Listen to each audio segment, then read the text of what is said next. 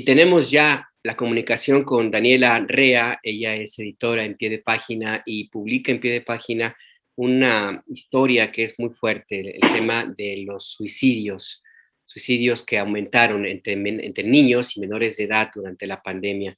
Y la idea es de este texto, que como todos los de Daniela Rea, siempre tratando de aportar una mirada distinta, es cómo abordamos este tema. Daniela Rea, buenos días, bienvenida a Momentum. ¿Cómo me escuchas? ¿Bien? Oh, hola, buenos días. Gracias, aquí estamos.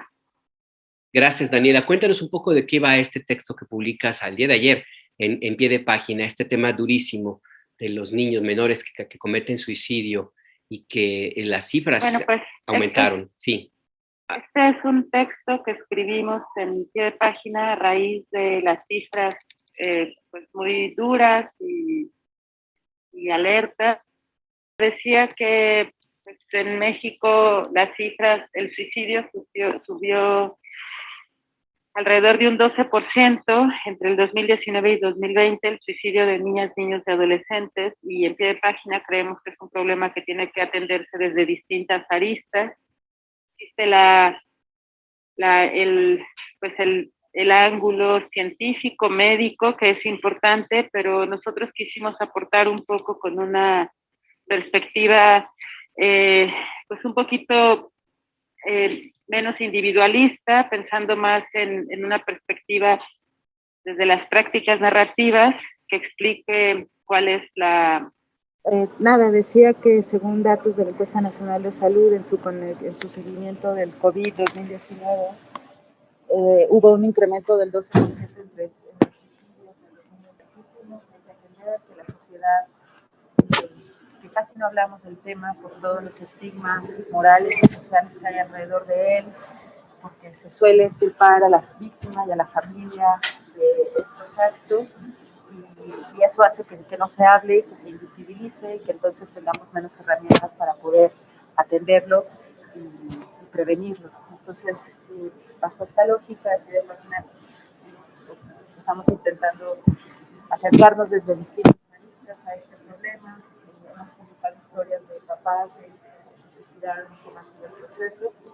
Y en esta ocasión publicamos una entrevista que no es desde el sentido clínico, sino desde el sentido de las prácticas narrativas, para poder conversar o acercarnos un poco al tema del suicidio. En la entrevista, Antonio Ortega atiende a niños y adolescentes con las prácticas narrativas. Lo que él plantea es que se deben dejar de ver desde una perspectiva adultocéntrica el problema y sobre todo individualizante, ¿no? Eso es como a grandes rasgos, para empezar. Gracias, Daniela. Sí, sigue siendo un poco complicada la comunicación, pero sí alcanzamos a escuchar parte bien lo que nos estabas tú planteando. Y hay una pregunta que me parece básica que formula Aura Jaide Esquivel Flores en el artículo No fue un accidente, que se publicó en la revista de la universidad. ¿Por qué un niño querría morir? Y es algo de lo que tampoco se habla, de lo que se ha mencionado muy poco. ¿Qué podríamos abundar un poco más sobre esta pregunta y alguna eventual respuesta, Daniela? Sí, para empezar este artículo, nosotros retomamos un artículo que publica Aurea Esquivel Flores en la revista de la UNAM, y en donde ella lo que se plantea es esa pregunta, ¿no? ¿Por qué un niño querría morir? Y lo que dice es que la respuesta es complicada porque todo depende de la noción que cada persona tenga de la muerte, ¿no? Y esta noción de la muerte tiende a modificarse con la edad. Ella lo que nos dice es que no todo niño que se mata es suicida, ¿no? No todos lo hacen deliberadamente y no todos lo hacen con la conciencia de terminar con sus vidas de manera definitiva. Y creo que eso es algo importantísimo para partir. Morir significa cosas distintas cuando se es niño, cuando se es adolescente y cuando se es adulto. Y lo que hace en este artículo Aurea Esquivel es convocarnos a empezar a pensar por ahí, ¿no?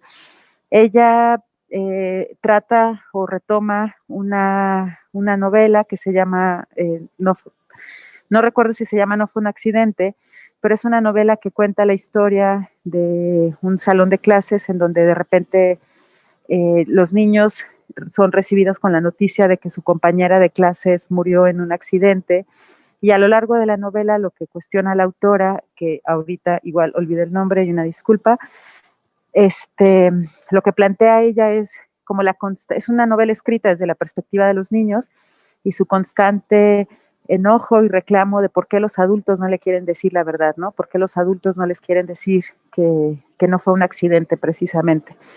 Y creo que en este sentido, tanto la entrevista con el terapeuta Juan Antonio Ortega como el texto que publica Aura Esquivel en la revista de la UNAM y la novela a la que ella hace referencia son una convocatoria a dejar de ver el suicidio infantil y adolescente desde la mirada de los adultos justamente, ¿no?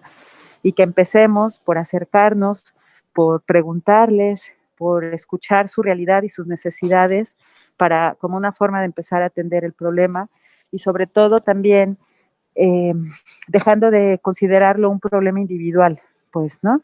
Hay una cosa que se me hace muy interesante que plantea Juan Antonio Ortega, y él nos cuenta en esta entrevista que recibió a un adolescente en su espacio de terapia, y el adolescente le decía, es que junté a mis papás y les dije que me quería morir, ¿no? Y entonces los papás, alarmados por esto, era un adolescente de 12 años, si no me equivoco, pues decidieron llevarlo a terapia. Y así es como Juan Antonio conoce a este adolescente, y Juan Antonio le pregunta algo que puede ser súper básico, ¿no? Y le pregunta, ¿y qué es o sea, como qué es para ti morir, ¿no? ¿Qué significa esto, no? Y entonces se da cuenta que lo que el niño no quería no era, que lo que el niño quería no era morirse, sino era dejar de vivir en las condiciones en las que estaba viviendo, ¿no? Entonces, creo que a grandes rasgos la intención o la convocatoria que hay en este texto que se publica y que retoma pues la experiencia de una novela escrita desde la mirada adolescente y desde la terapia y desde la escritura, es invitarnos a ser menos adultos, ¿no? O sea, menos adultocéntricos, y tratar de escuchar a las infancias desde, desde sus propias necesidades y desde la manera en la que entienden la muerte en sus propios términos, ¿no? Y bueno, aquí nada más me gustaría como hacer un apunte. Esto no significa que no tengan que haber otras formas de acercarse al suicidio, no significa que el trabajo desde la clínica no sea importante, sino que es pues una aportación más desde la cual tendríamos que estar conversando socialmente y conversando al interior de las familias pues sobre este problema. Dale. Y finalmente, Daniela Rea, para cerrar esta entrevista que te agradezco, una pregunta, no sé, supongo que muy básica para todos los padres de familia. ¿Cómo detectamos las señales de un eventual riesgo de que nuestro hijo, nuestra hija pueda tener esta intención o esté en este problema que le puede llevar a intentar cometer suicidio? Bueno, Daniela. pues lo que plantean quienes saben del tema, ¿no? Es que, o sea, estemos alertas y que cuestionemos constantemente la forma de relacionarnos con los niños y adolescentes para acercarnos a ellos, justo para poder ver señales que son en sus propios códigos y no en los nuestros, ¿no? Por ejemplo, se habla de que cuando hacen el famoso cutting, que es provocarse heridas, pues esa es una señal de alerta, y no se les regañe, no se les castigue, no se les golpee, sino que se asuma esto como una señal y se converse con ellos. Otra cosa importante es no ver el suicidio desde una cuestión moral como la puerta fácil o la salida falsa. Es también ser conscientes de que los niños y los adolescentes son expertos en su propia vida y que legitimemos esa experiencia y esa voz. Es importante también, dicen los expertas, inmiscuirse en los procesos y no solo enviarlos a terapia porque ellos son el problema, ¿no? O sea, tiene que haber como una atención pues integral de toda la familia, ¿no? Del contexto en el que se esté viviendo también. Y bueno, si hay alguna señal como pues aislamiento, que cambia su estado de ánimo constantemente, o que no, que de repente tiene cambios de humor muy altos, o no quiere socializar, que se detecten estos como posibles señales y se puedan llamar a algunos números ahí que hay de parte del gobierno federal, como la línea de la vida del CONADIC, y también hay un chat de confianza del Consejo Ciudadano para la Prevención de las Enfermedades. Y pues nada, los teléfonos están ahí compartidos en la nota, no sé si tenga mucho caso que los diga ahorita, pero sobre todo creo que una cosa bien importante es que no subestimemos las palabras, las reacciones y los gestos de los niños. O sea, sé que es difícil, que cada vez tenemos más trabajo, menos tiempo, y que estamos menos atentos a su comportamiento, pero tratemos de poner atención en lo que nos dicen, en sus cambios de humor y creerles cuando nos dicen cómo se sienten sobre todo, ¿no? Algo que creo que es importante retomar de lo que planteó Juan Antonio Ortega en la entrevista es que aprendamos a escuchar, hablar, o sea, que aprendamos a escuchar la experiencia de los niños en sus propios términos, ¿no? Finalmente nadie sabe mejor cómo se sienten más que ellos. Entonces ahí lo que nos toca a nosotros es acercarnos y escucharles. Así es, ese es lo que nos toca a nosotros como adultos y como padres. Daniela Rea, te agradezco mucho el esfuerzo por contarnos esta historia, esta nota que publicas en Pie de Página. Sé que no es el mejor momento ni tampoco el mejor espacio y doblemente agradecido porque pudimos conversar contigo esta mañana, Daniela.